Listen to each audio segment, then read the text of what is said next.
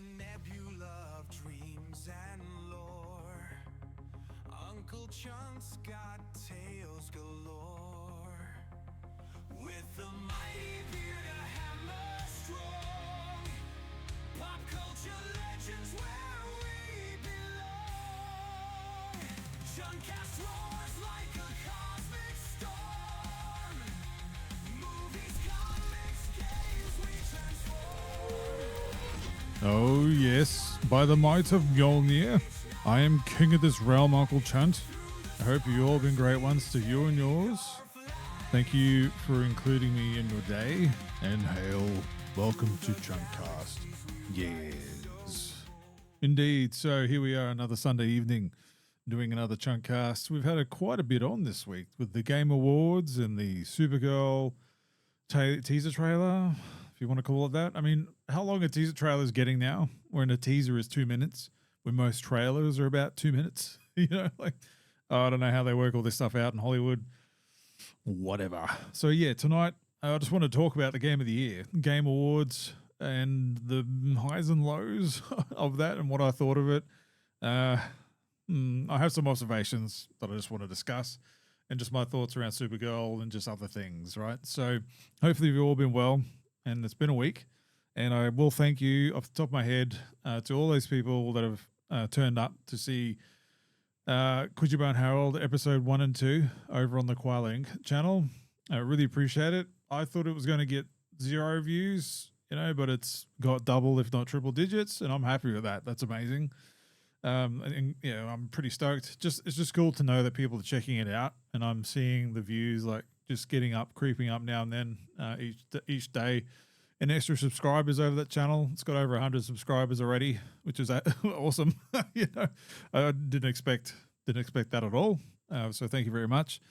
And just a little shameless plug on that one. The next episode is Monday morning, so the morning after I upload this tonight. So if you're watching this tomorrow, it's probably already live. So if you're interested to go check out episode 3 of Kujibah and Harold, it'll be there for you.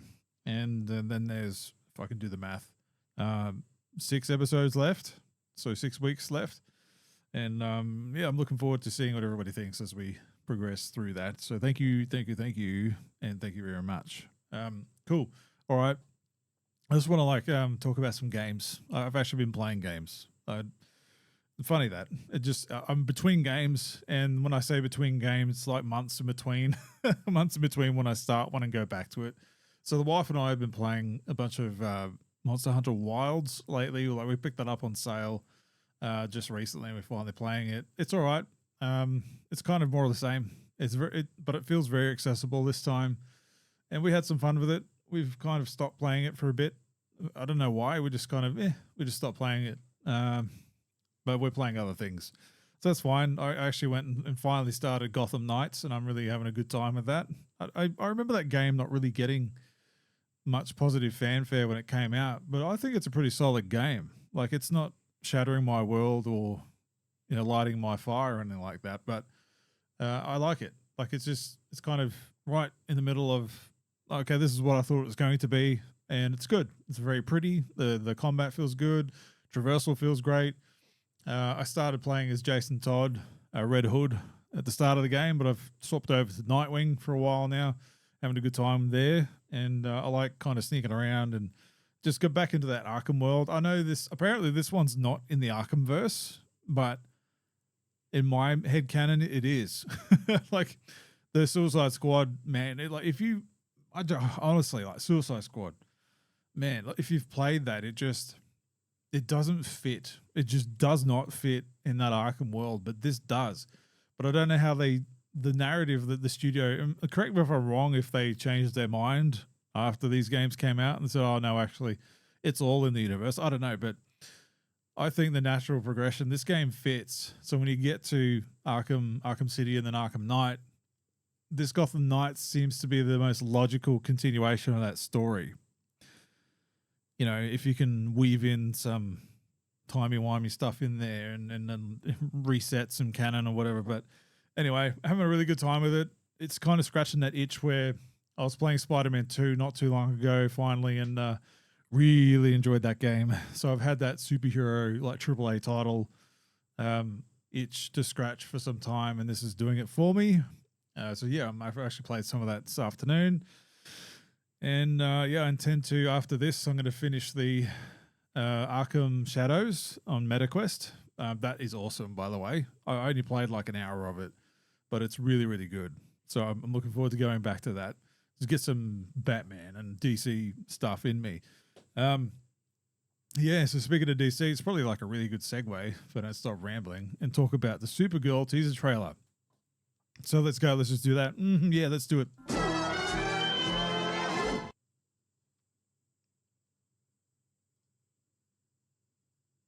All right, if I can actually get the right screen up. There we go. Cool, awesome. So this poster, it kind of says everything you need to know about it. Look, I'm just going to say it.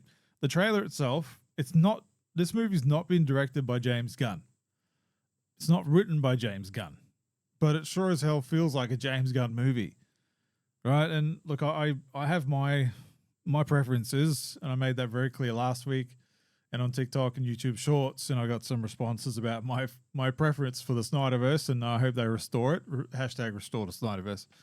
But look, it is what it is. I'm familiar with the story. I haven't read the book, but I've made myself familiar with it and some of the events that happen and transpire in it. So I'm like, okay, this sounds cool. And the trailer seems to have nailed that.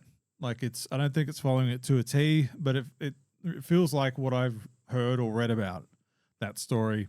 And I know a couple of people that have read it, and they say, yeah, that trailer looked very familiar and it looked like it's staying true, but it looks like it's doing the same thing, which is fine. It's an adaptation after all. It is based off the Supergirl Woman of Tomorrow story, it's going to be very different. And yeah, like Supergirl, yeah, she spends a lot of time away from Yellow Sun in this. So she's drunk and, having fights, and, it's about dealing with loss. And I mean, when you think about it, what appeals to me about this story is it tackles that whole element of like there was a line in the trailer that says like Superman sees the good in everybody, but I see the truth. So I thought, okay, that's a cool line just to differentiate the two between Supergirl and Superman. So she sees the truth. So she's not blinded by rose tinted colors or anything like that, right? She thinks she sees the truth and what's in front of her, right? And when you look at that, and what you see a bit of it in the trailer, but the story of Supergirl is, and it's true of every Supergirl canon essentially, like actual Kara Zor-El canon anyway, where she was an adult, like, or a young adult, right, or teenager, if you want to say that, when Kandor, the capital city, or the city where she lived in anyway, of Krypton, she was there, she was alive, she was fully aware of everything that was happening during Krypton's destruction. So from her perspective, like, she lost everything, like everything. She lost her family, her mum and dad, her pet. Well, I guess she gets reunited with Crypto, but there's other super pets if they're going to involve that. She lost like the whole world, the whole culture. She lost everything that she knows. So you can imagine where her perspective is very different to Kal-El's, where he didn't know any of that. Like, he grew up in a loving family on Earth, and he became the beacon of what is good and all that kind of stuff. So I guess dichotomy maybe is the right word to use between the two characters and their origins and how they perceive the world, or their worlds and their place in it. Like, I hope they go into that. That seems to be very interesting to me, and how they tackle that on film. I see a lot of people just shunning this away as like, oh, another James Gunn movie with James Gunnisms. And I know I started off talking like that during this segment here, but I'm just interested to see if they do that well. Like, if they tackle that story, or if they tackle that character beat on her dealing with the loss of everything. As far as she knows, she's the last Kryptonian. I don't know when this movie is set. I know at the end of Superman, 2025 Superman, spoilers if you haven't seen it, but she visits Kal-El on Earth. Like, she just comes in, says hello, and then pieces out like they're familiar. Like they're already at that level where like it's almost like a brother sister kind of thing, even though they're cousins. But I don't know when this is set. Like, is this set like at the same time? Like, obviously they'll have a flashback to when Krypton's destruction happens and all that. But you know, when is the main story canon of this taking place? Is it prior to Superman 2025 or afterwards, or is this taking place after she leaves the Fortress of Solitude for another bender or something? Is this like a continuation after Superman? I don't know that yet. But either way, it doesn't really matter. It honestly doesn't. She's probably doing this all the time, right?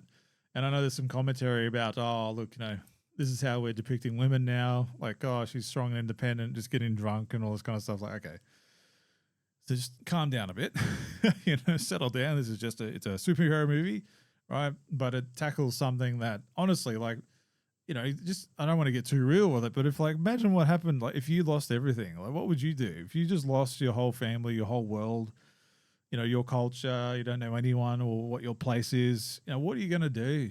Like, you're probably going to go on a bender, right? Until you figure it out, or worse, right? So I'm interested to see how that goes. And what happens when she does find herself in a planet that's near a yellow sun again? Like, does she sober up? Like, does she have to confront things? And like, I want to see that. Like, I want to see what happens there. Like, and what's Lobo's part to play in this? I've purposely avoided spoilers from the book. I don't want that spoiled for me, so I want to see what happens with when Lobo comes in. Like, are they just going to have a bang bang smash mash, like fight? You know, bang bang. Well, I don't think that's going to happen. But anyway, what happens there? Or, you know, because he's the last of his kind too, right? Canonically, you know, unless they're going to change that. So are they going to relate on that level? I don't know. Like a lot of questions coming out, and I think it was a good teaser. I think it was a trailer. I'm not going to call it a teaser. A teaser should have been like 30 seconds max, or, you know, 60 seconds at most, right? Where we got twice that time. May as well have been a trailer. I don't know why they're calling it a teaser, but anyway, I thought it looked great. It feels very gunny, you know, for better or worse. Again, we've got the trench coat protagonist, you know, with the old school headphones and Walkman, and we're doing that whole thing again. I don't know, like I know in the book she does wear tattered clothing and a trench coat and all that kind of stuff. Like, it's, so I get it, but you know, are we going to have another set list or a playlist, a mixtape kind of thing? Are we going to do that whole trope again? Or like, we've seen it before. So anyway, we'll see how that pans out. I'm just I might be cynical.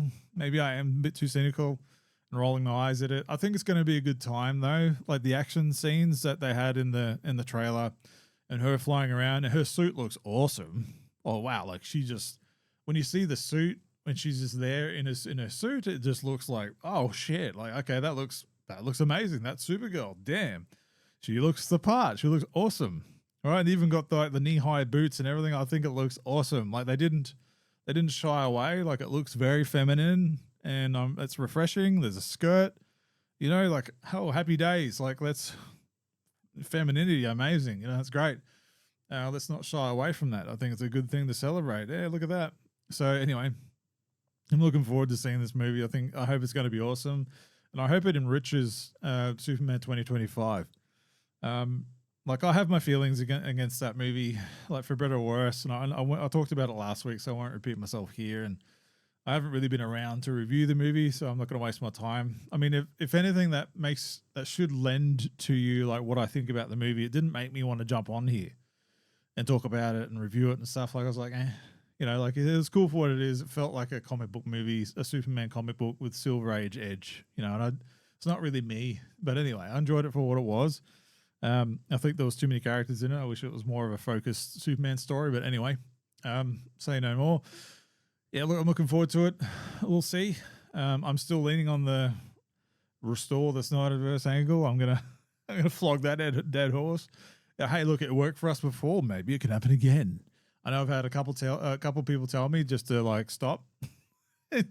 Like, it's never going to happen, Chunt. It's never going to happen. Well, you know, they thought Zack Snyder's movie was never going to come out, but it did, right? So let's just see what happens. You know, let's just see what happens. Anyway, let me know what you thought about this trailer if you've seen it. Does this like move your needle at all? Either way, I'm kind of like, oh yeah, cool. You know, I'm looking forward to it, but I'm not like, holy God, you know, I must see this. I'll be there anyway, like in the first week, or if not in the first couple of days when this movie comes out anyway, as I always am. So yeah, maybe I'll catch you on some of the commentary online when this movie comes out. and I'll do a review. I'll, if I'm doing this more of in a cadence now, I might actually give a review on it this time, and we'll take it from there. Anyway, let's move on to some Game Awards talk. Yes.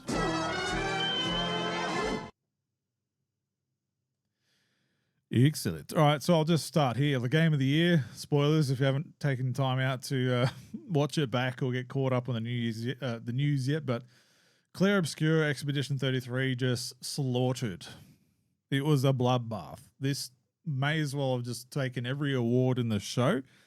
And look, I am very, very happy that this game won. Not that I've played it. I haven't played it yet, but for what it stands for.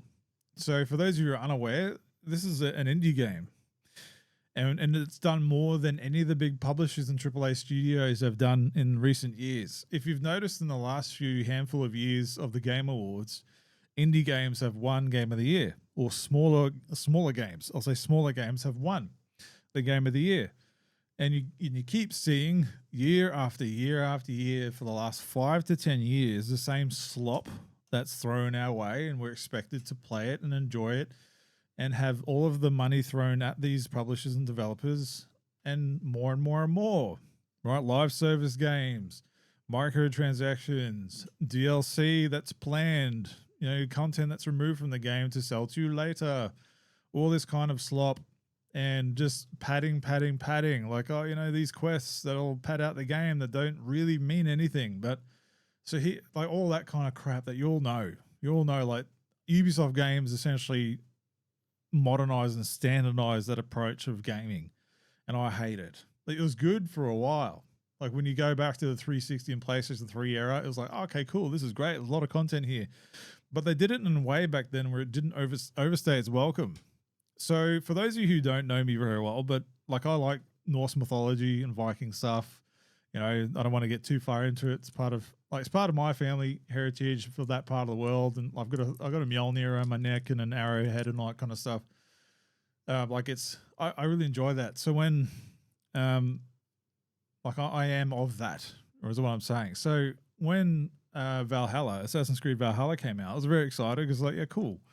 I want to play something that's in the AAA space, and Assassin's Creed. I mean, I didn't think it needed to be an Assassin's Creed game, but I thought, okay, cool, here we go. Let's see what they do with it. But even I didn't finish that.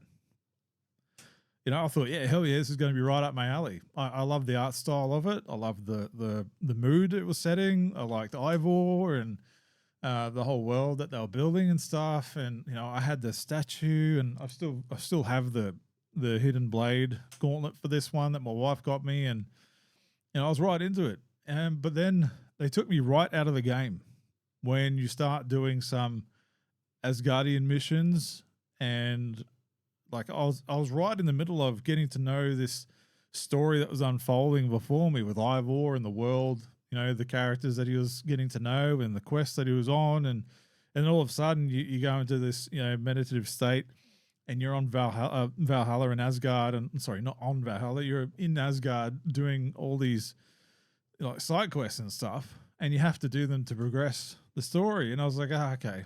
Like I did the first couple, and I tried to progress the game a number of times, but every time I felt myself getting back into the game again and doing these mindless quests and side quests, you get pulled into this next Asgard storyline again with Odin, and like, look, it's cool, right? But that should have just been its own game, or its own dedicated expansion, not interfering with the main game. So I still haven't finished that game to this day, and it annoyed me.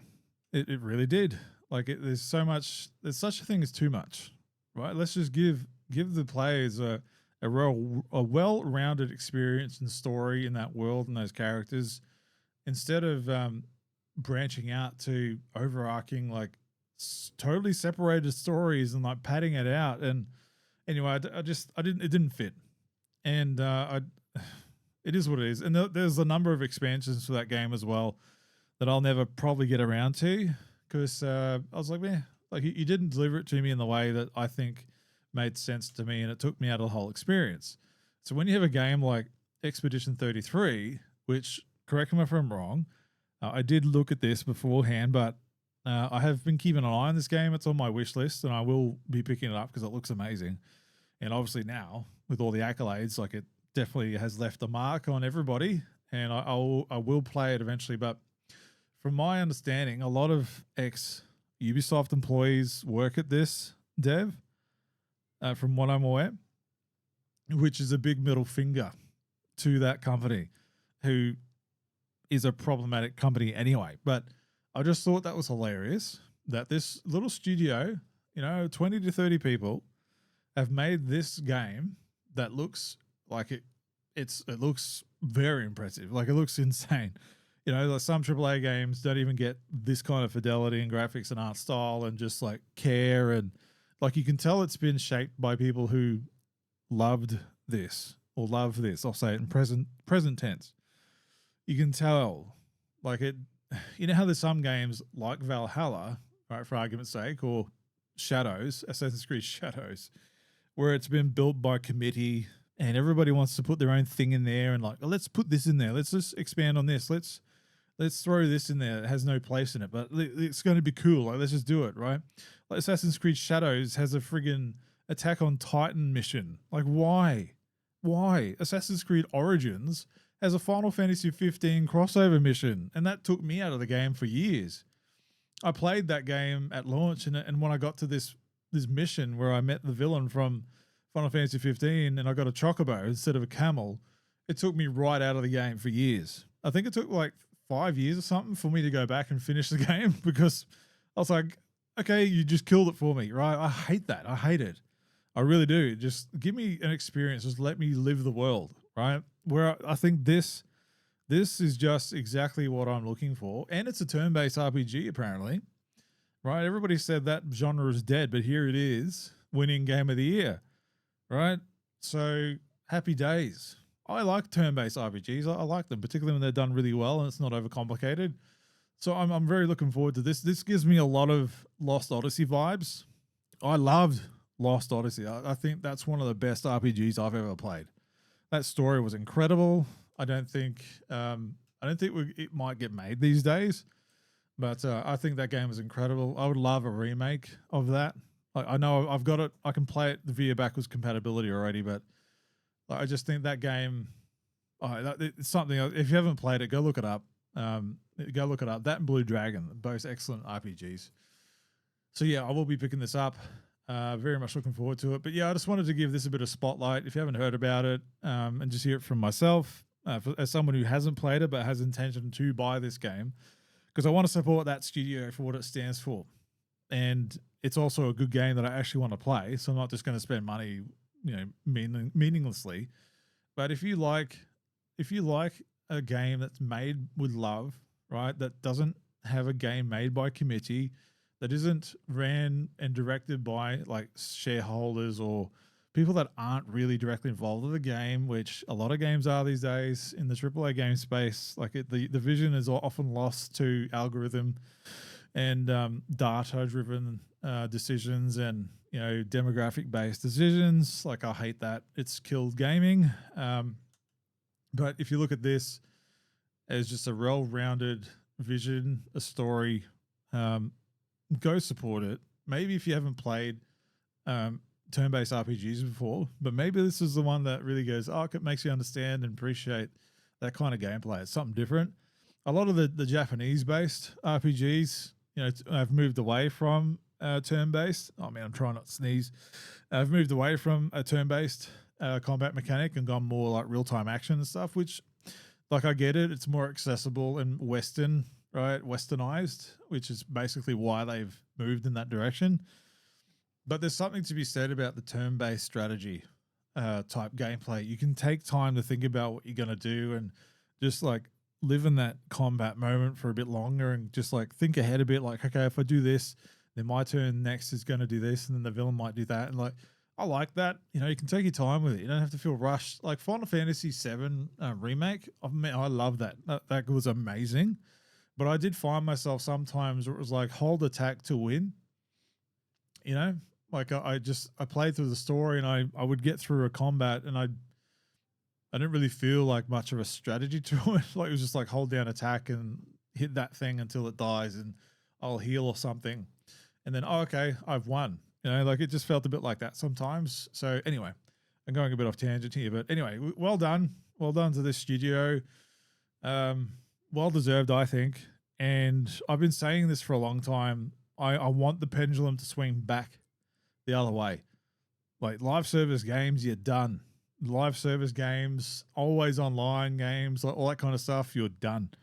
Like I know still some of the biggest games in the world are live service games and online only, but you're done. I mean, if you want studio, like man, publishers and studios and whatever, like if you want those accolades, like if you want something that's actually going to sell well, right, and not just base your success on the potential whales that are out there, because there's only so many hours and so much money on that little percentage of people, right?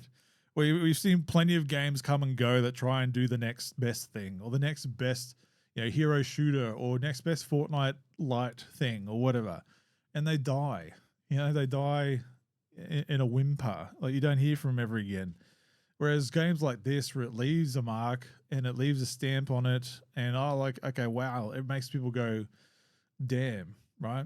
And I know that's not always a sure thing either, but damn, and like, gone were the days where you could have single player experiences that, you know, had that water cooler conversation, you know, or in the classroom or the playground or the office, right? And that's kind of gone away by like, oh yeah, I won 2 or 3 rounds of X game last night. Yeah, look at that, cool. Like no one's really talking about like, hey man, I just finished Expedition 33 and oh man, like it did this and there was this cool moment. Like I don't really hear a lot of that in my office anyway. Like I'm not really hearing a lot of that. It's like, oh yeah, I played Dota or COD or Battlefield 6 or, you know, some obscure indie title. It's like, okay, all right.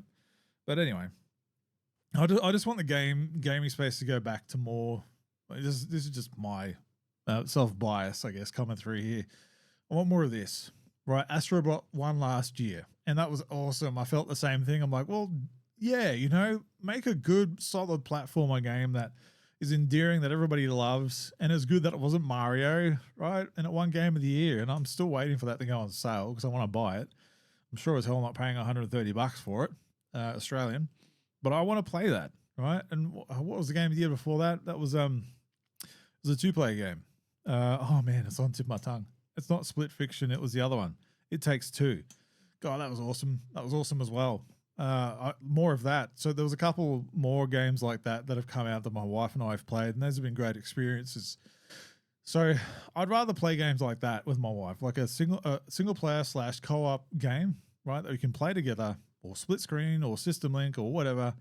All right. And I can't stand, to me, like the live service type of games, looter shooters and all that.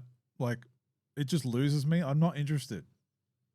Or I'm not interested. I feel bad because, you know, my wife likes to play games together, which is great. It's awesome. I'm not complaining about that at all. But it's like the selection of games that are available to us that we can play together are all these like, you know, water thin, like looter shooters or just thin kind of experiences of multiplayer games. We just grind out little things. And it just bores me, right? I'd love to just run through like Gears of War 3 or something with her again. Or, you know, the next Gears, like E-Day, when that comes out. I'm going to play co-op with my wife on that one because, you know, it's like, let's go on this ride together.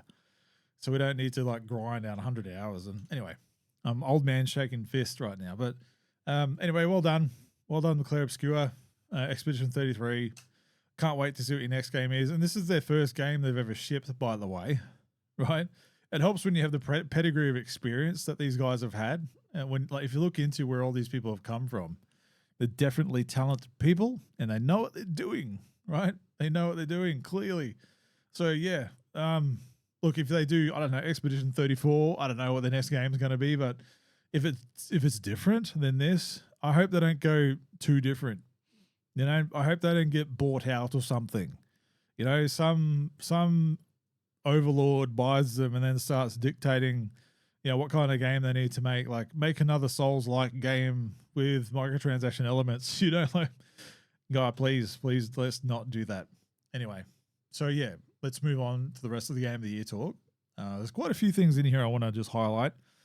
and some of my reasoning behind it. But anyway, let me know what you thought of this game. If you've played it, do you recommend it?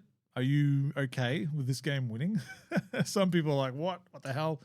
You know, this won Best RPG of the Year as well. I don't know, a lot of people were upset about that because they thought Kingdom Come Deliverance 2 should have won. But hey, you know, it is what it is. Anyway, let's just move on to the rest of it. Yes.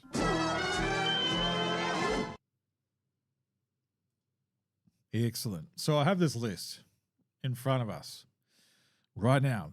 This is courtesy of IGN, and I don't like using the website, but this website has, I think, the best recap. Oh, I just knocked my microphone. Has the best listed itinerary of what was revealed at the Game Awards 2025. So I just want to go through. I'm not going to go through all of these, so don't worry. But I just want to highlight some of it, right? So what were my highlights? I've got some tabs open, but what's in front of us right now? Star Wars: Fate of the Old Republic. Oh my God, this is a big deal. My key light just went out. Awesome! I didn't charge it enough before I started. So anyway, Star Wars: Fate of the Old Republic. This is made essentially by the mastermind behind Mass Effect and Knights of the Old Republic, the original game, right? So they're coming back and making this new Fate of the Old Republic game, a single player RPG, right? Oh man, they only showed a cinematic trailer, but no gameplay. But apparently it's further along than we're aware of. I saw some tweet come out about from the dev saying, yeah, you won't have to wait too long. Well, some people are saying, oh, I guess 2020-30, and it's like, no, you won't have to wait that long. So maybe next couple of years. I can't wait for that.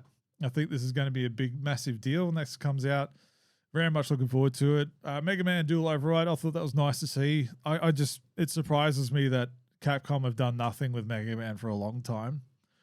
And here we are. And it is a very super crispy looking 2D side-scrolling game of traditional Mega Man. So that's cool to see. What really wowed me was the 2 Tomb Raider games. So next year we're getting Tomb Raider. I think it's Legacy of Atlantis. I think that's coming out next year. And then Tomb Raider Catalyst is coming out 2027. Or either way, in the next 2 years we're getting 2 Tomb Raider games, and she looks amazing. If I could just bring it up, I think I've got one of the tabs open here. No thanks. So this one here, what's this one? Catalyst. Okay, that's the second one. But yeah, Legacy of Atlantis. This is a remake of the first game on PlayStation. And goddamn, if I can just bring up an image, it doesn't do it too well. But anyway, she looks amazing. She's in her traditional 90s attire. I'm just going to get rid of this bloody. Oh my God, I hate these sites. It's got way too many ads. I don't know if I can even zoom in on this. You've got to get your money. See, I'm zooming in, and all it's doing is screwing everything up. So she looks amazing. She looks incredible. What you can't see is her traditional 90s outfit. They've brought it back, and she looks like a woman. She's got the figure. It's not too revealing, but you can tell like she's a female, and they're appealing to the male gaze and that kind of stuff. And you know what they're doing? They're selling a game. They're selling a game to the crowd that needs to turn up for it, right? And this is where I'm going to go. And I know people don't like it, but it is what it is. The way I'm talking about this is, okay, so for quite a while now, the last 5 or 10 years, and I'm using Lara Croft as an example here because she's been a part of this conversation since her inception, right? Well, video games, the male gaze, and like all that kind of stuff. But the last 5 or 10 years, we've seen movie studios, game developers, publishers fail, lose billions of dollars, right? The conversation online takes away from the actual game and becomes all about politics and social politics and stuff like that, and cancellations and whatever. So like you've got this vocal minority speaking as if they're the shepherds of where your entertainment goes and what people should see and what should be okay. Right. And I know the conversation should be, well, it all should be okay, but it's not though. It's not all okay. Because you have these studios and the PR managers and stuff that want to appease to a certain demographic that are never going to buy your game anyway, right? Because they can't afford to buy your game because they don't have a job, right? They're trying to do whatever they are online. Like they can't afford it. They can't afford to turn up. They don't support the media that's out there for them anyway. If they do, they pirate it probably, right? Because they're trying to get some brownie points. What's the terminology? What do you call it? Clout, online clout. That's all they're trying to do, right? But anyway, they come out with this trailer, and I clapped. Like I honestly clapped. I was sitting there with my wife. I'm like, oh, look at that. She's got her tank top on. It's a tight one. So it's the same like green kind of teal color. And she's got the short shorts. She's a fully rounded looking figure, right? And she's solid. Like and she's, you know, she's got the goods and all that. I'm saying as well as I can, trying to be respectful, just in case my wife watches. But like, you know, it's okay. It's Lara Croft, right? And I say the same thing about Duke Nukem.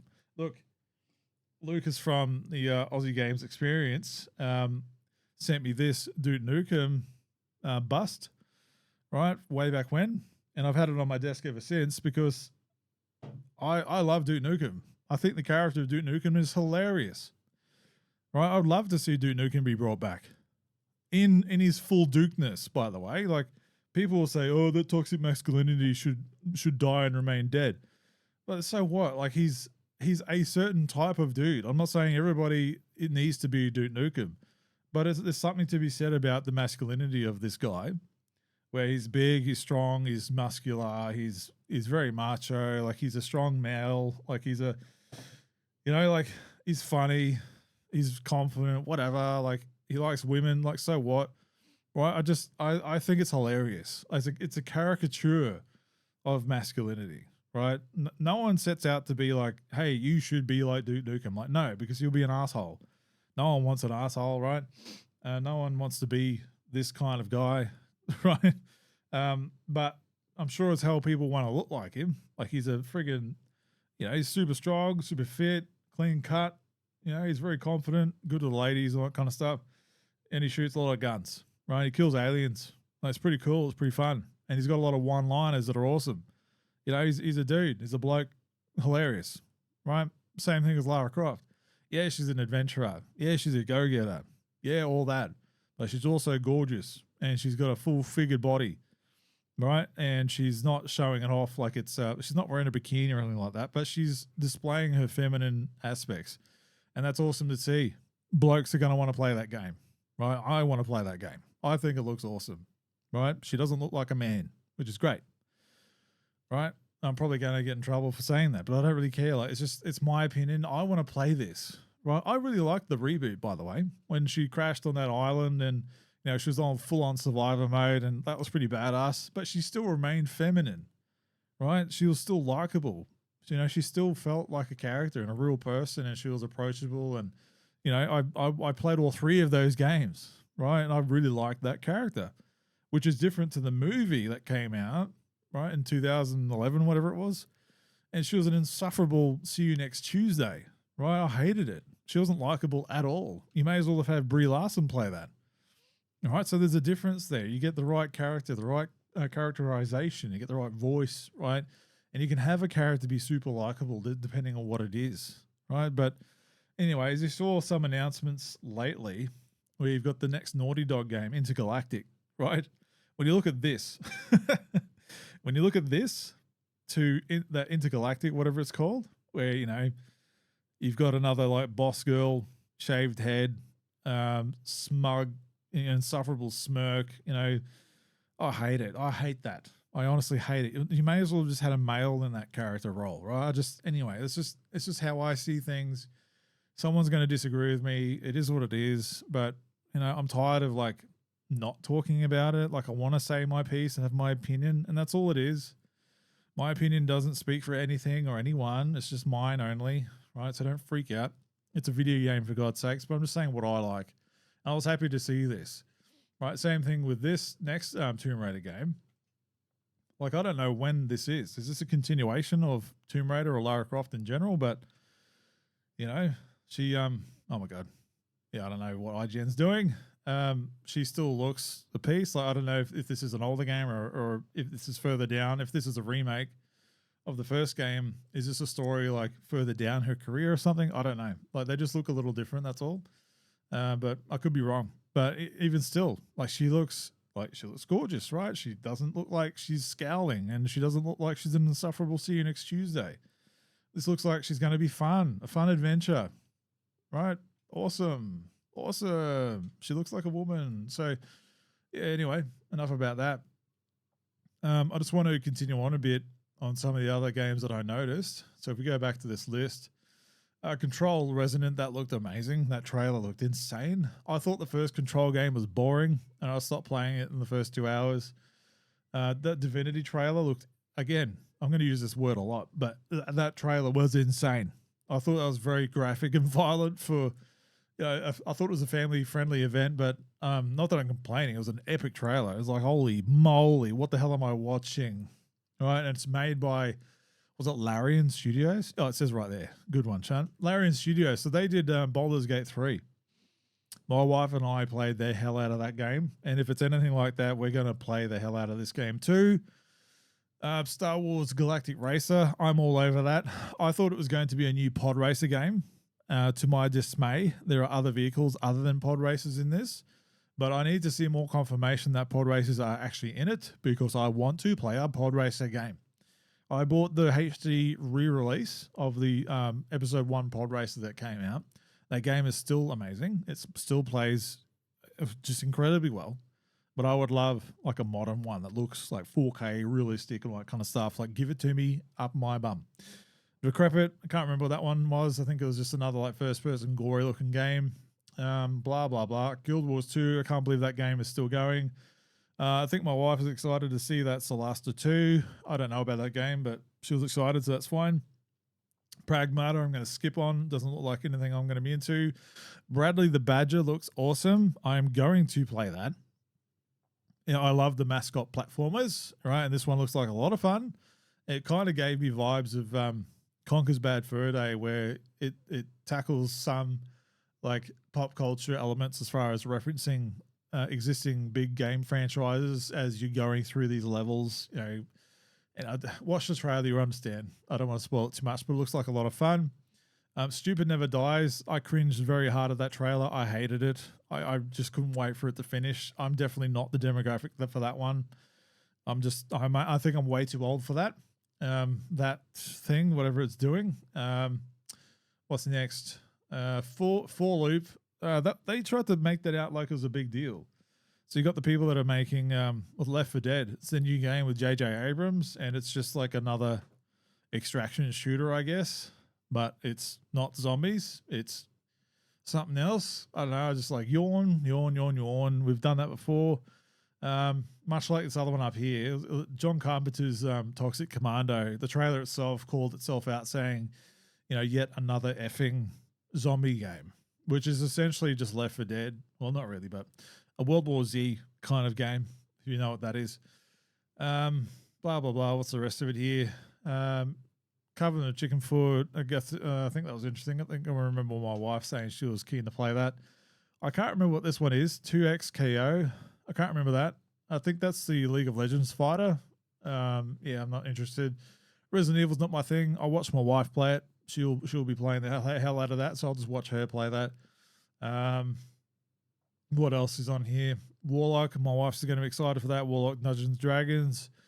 Not Mass Effect up here. Exodus. Lego Batman Legacy of Dark Knight looks like a lot of fun. I think I'll do that. And anyway, the rest of it. And Anemo, I need to see more about that. Looks like Pokemon with a great budget. Looks like a mixture of Pokemon and what's the game that it's all in legal trouble right now? I can't remember the name of it. I played a shitload of it.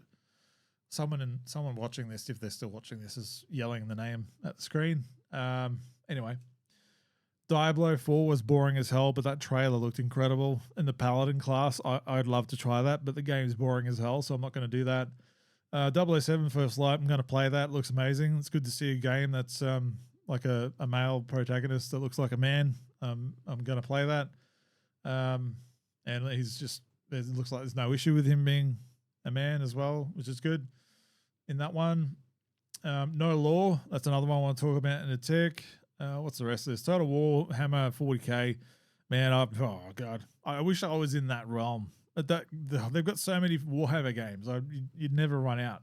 but it's not for me, I don't think. But I'm glad that it's there. What else is on here? Our out of words. Sorry. This is like a co-op split screen type experience, a co-op game, much like It Takes Two kind of thing. My wife and I are going to play that when it comes out. I'm excited for that. Anyway, the rest of it, this High Guard one, this was the weakest reveal, I think. They hyped this up to no end, saying it was built in secret. Nobody knew about it, and it gives me the greatest honor to announce this one. And I'm sitting here going, okay, Jeff, what is this? Wow my pants off, sir. And all it is like Apex Legends devs and what's that? What's like Titanfall devs, and they're making yet another hero shooter game. Like, okay, wow. Like, I know where it might sound cool on paper, like, oh wow, ex-Titanfall and Apex Legends devs making a new game. Oh, that's cool. But like, boring. I mean, you got these talented people in those studios. Why don't you come together and make like just a super cool, epic, I don't know, squad-based multiplayer game that's actually in a campaign? I don't know. Like, something is not live service. Something's not a hero shooter. Why don't you like invest in like a new proper like first-person shooter story-based experience? Like the world and everything in it, like visually it looks incredible. Like the art style is on point, right? It doesn't look generic. At least I don't think so. A lot of people think it does. But I mean, they hyped it up a lot. And I think it was just the biggest, okay, is that all? That was the big reveal of the show, right? So overall, you can see, like, I don't think it was that amazing of a show. I think it was actually quite lax. There's a few cool things, but overall, it was like, oh, okay. Right. I guess, I mean, some of those probably would have had the same impact if they just released a trailer the next morning on YouTube, right? But anyway, here we are. But what I want to talk about is there's this Yakuza type game. Where are we? What's it called? This fella, Gang of Dragons. I think I've got it open here. No, do I? No. I'll open it now. Oh yeah, I already did have a tab open. All right, sweet. So Gang of Dragons. Cool. There's no other pictures. Awesome, IGN. Awesome. Anyway, this looks like a new go around at the Yakuza. All right, and you watched the trailer, I was like, damn, whoever this character is a big beefy bloke, and yet alone it's the guy, the big dude from the Eternals. I thought he was cool in that movie, by the way. And I was happy to see, like, look, this is super biased coming from me, but I'm happy to see like a big fella be the main character for a new game, right? A big fella, he's a big chunky dude throwing dudes around. Like, he's not some slender, like, beefcake, super cut dude. He's just a big, like, bruiser of a guy, right? He's not out there to be sexiest man alive, but he doesn't need to. Look at him. I can't wait to play this. This is on my list. Again, super biased, but it's representation for me. It is. I can't wait to play that along with this game, No Law, whenever this bloody browser, come on. IGN, come on. No Law. This is another one. Yet no more screenshots. Awesome. If you go see the trailer, check it out. It looks like cyberpunk to me. That gripped me pretty much immediately. But when I saw the main character, look at him. He's a big dude. He's gruff. He's got a mustache. He's got stubble. He's an older dude. I bet like he's a man. He's a manly looking man, right? I'm playing it. I'm going to support these two games, right? Not only do they both look very awesome and I want to play them anyway, but I'm happy to see the pendulum swinging. I don't know if this was intentional, right? Or I don't know if the pendulum is actually swinging back, but I'm so happy to see some manly men back in our space, in our games, some male protagonists. I'm not saying that every one of these are going to be like super good role models. That's not what I'm saying or looking for. But I'm just saying it's good to see some blokes, right? Some strong manly men. You know, so you can go, hell yeah, I want to go on a male-centric ride. You know, I want to go on an action-packed, testosterone-filled ride, right? I've been missing that in games. All right, I don't want to – everyone can have their game. I'm not saying no one should have their thing. I'm not saying that. You can have your thing, and we've done that for the last 5 or 10 years. What I'm saying is the money clearly hasn't been coming in, and the game industry and the movie industry is hurting and hemorrhaging money, billions of dollars a year. So in order to win the main crowd back, you've got to swing the pendulum back the other way. If you want these industries to survive and succeed and grow and maintain, we need to have some of this mainstream stuff, right? Sorry, but I'm just saying, don't cancel me, but it's just an opinion, an observation. But I personally, I'm happy to see this. These two games and Tomb Raider looking like Tomb Raider and Lara Crofting, right? It was good to see. My observation is that the vast majority of the Game Awards was recognizable to me and the world that I grew up in, right? That might make me sound super old, but it is what it is. Yeah, it sucks that I need to feel like I need to stop what I actually want to say without fear of repercussion or getting in trouble. But it is just an observation that I'm happy to see, right? Those other games are probably always going to get made, but they're probably not going to have that AAA support anymore, right? Not that I'm happy about that, but if you've seen how almost every reveal or game event or streamed event or direct or whatever, like PlayStation Direct or whatever, Xbox Direct or whatever, Game Awards, blah, blah, blah, anything like that, it always gets drowned in controversy, right? Where the event itself becomes a joke and people roll their eyes because, okay, what are we going to see this year? And then you get that vocal minority exploding online because this doesn't represent this properly or blah, blah, blah. Like it's like, okay, yeah, it's the same thing, right? So I could only imagine that the people that are behind putting this content out, all right, preparing the media slate, and like you've got to be just tired of pandering to it, right? So if I was coming out of the gate with a new game or a new movie, right, I'd be going, okay, what can I make that sticks with my vision that can get the broadest appeal possible, right? Instead of focusing to like a 1% or a 2% people that might not even turn up anyway. Anyway, am I basing that entire opinion on the fact that I've seen a big bloke and a big manly hairy dude with a mustache representing some game space? Well, it's not just that. There's other games on here that are male-led games, like Exodus as well as another one. You see Leon being front and center on that one. Ontos, I think, had another one. Males here, right? There's just like strong male figures throughout this whole thing, except for Star Wars Fate. I think they look like a chick. But if it's an RPG, I think you might be able to create your own character anyway, like you did with the Old Republic games. And I think Control Resonant, it was also a male character, right? So what I'm saying is I'm happy to see the pendulum swing. 007, like all that kind of stuff. I'm happy to see the pendulum swinging back, mate. Like honestly, I want to be excited about games again. I've gone the last 5 or 10 years as a long-time gamer not being excited about the games and the games industry or anything like that because I don't want social politics. I don't want identity politics. I don't want. I do play games with female protagonists. I do play games like that, but I like to play games with a male character, right? So I can play that game. It's one of those wish fulfillment type power trip type experiences, right? Where you're going through the character space, right? And the same thing, having the same experiences as a bloke, and I'm sure females are the same thing. I'm sure whatever, right? I'm going to play Tomb Raider because those Tomb Raider games are fun. They're a lot of fun, whatever. I don't see myself in her shoes. I'm not saying that at all, but as a bloke, I just like to play games that are a bloke so I can identify with that easier, right? And I know that's hypocritical of me to say when people have wanted that for themselves, right? And they've had that for the last 5 or 10 years, but unfortunately, that's broken the industry.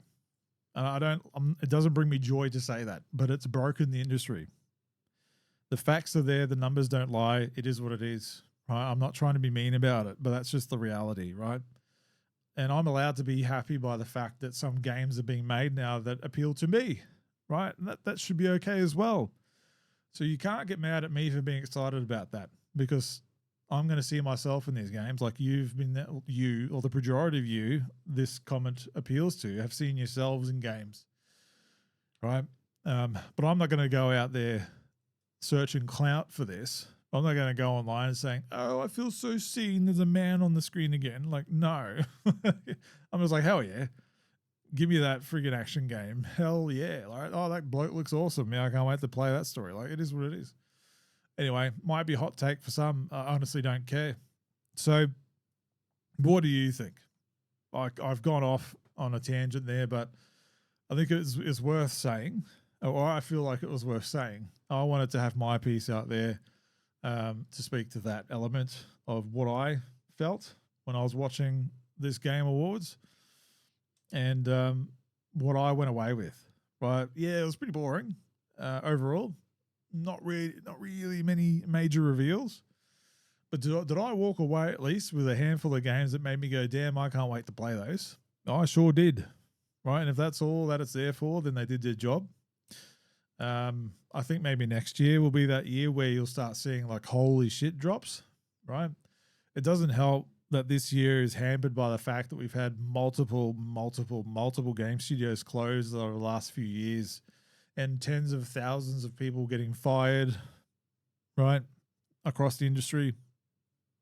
That's not going to be good, right? And there's going to be a while before you might see some of those new studios being formed and years before they'll actually have a product to show. So I think we're in like a bit of a mid-step here. This is what it felt like to me. But anyway, let me know what you think in the comments below if you're still watching or listening. And I look forward to what you've got to say. Cool. Let's wrap this up, shall we?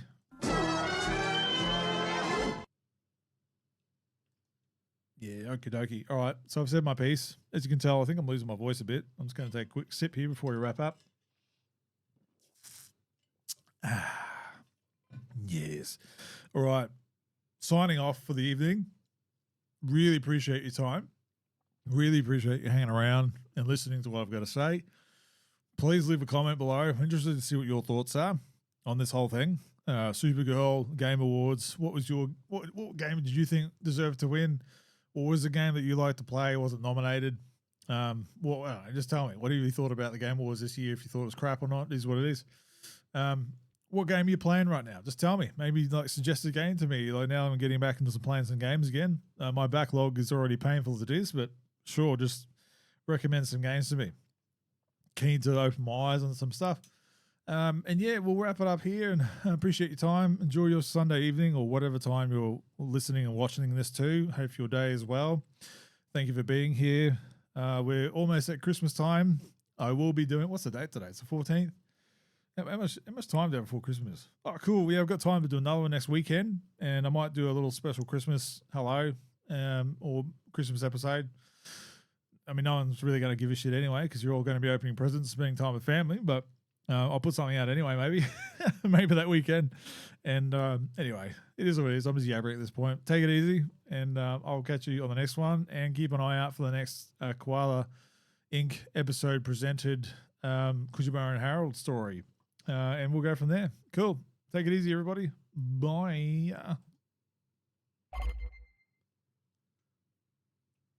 In the nebula of dreams and lore, Uncle Chunk's got tales galore. With the mighty